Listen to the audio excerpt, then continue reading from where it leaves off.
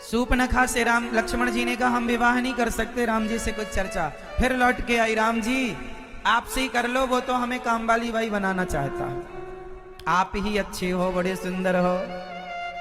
अब सोचो कि सीता मैया के मन में क्या गुजर रही होगी जब वो बगल में खड़ी सब सुन रही होंगी। सूपनखा बड़ी जिद्दी है, कहती हम आपसे विवाह करना चाहते। और फिर कहा जाओ लक्ष्मण जी से फिर बात करो, शायद मान जाए। तब पुनि फिर राम निकट सो आई, प्रभु लक्ष्मण पही बहुरी पठाई। लक्ष्मण कहा तो ही सो बरई, जो त्रन तोरी लाज परिहरई। लक्ष्मण जी ने कहा तेरे से विवाह वही करेगा जो एकदम निर्लज्ज होगा।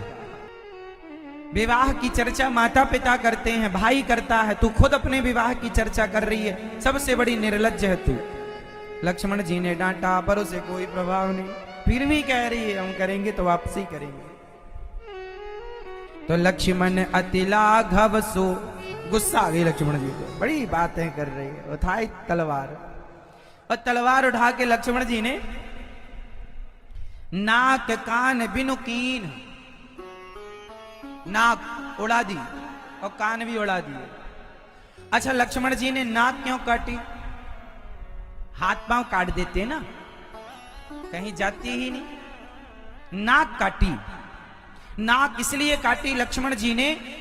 लोगों ने पूछा कि लक्ष्मण जी आपने नाक ही क्यों काटी? लक्ष्मण जी पूछे हाथ पांव काटते तो इसे बताना पड़ता कि फलानी जगह गई थी मैं, तो वहां मेरे पांव कट गए, हाथ कट गए, नाक काटी है, तो इसे बताना नहीं पड़ेगा कि मैं कहां गई थी। लोग देखते ही समझ जाएंगे नाक कटाने गई थी, सो नाक कटा के आ गई।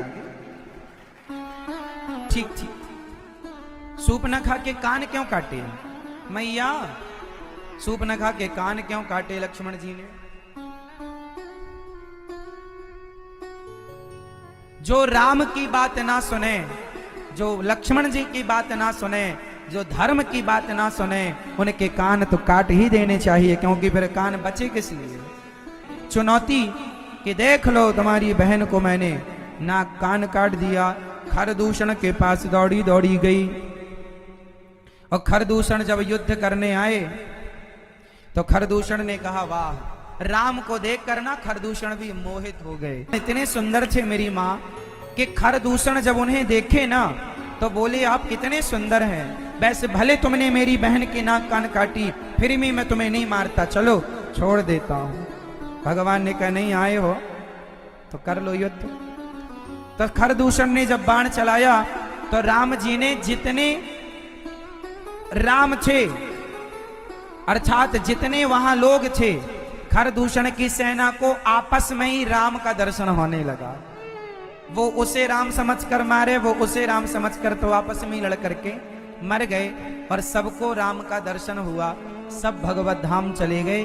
खरदूषण को राम जी ने मार दिया, सेना मारी गई, अकेले राम जी ने काम तमाम कर दिया, किसी की जरूरत नहीं। ये खरदूषण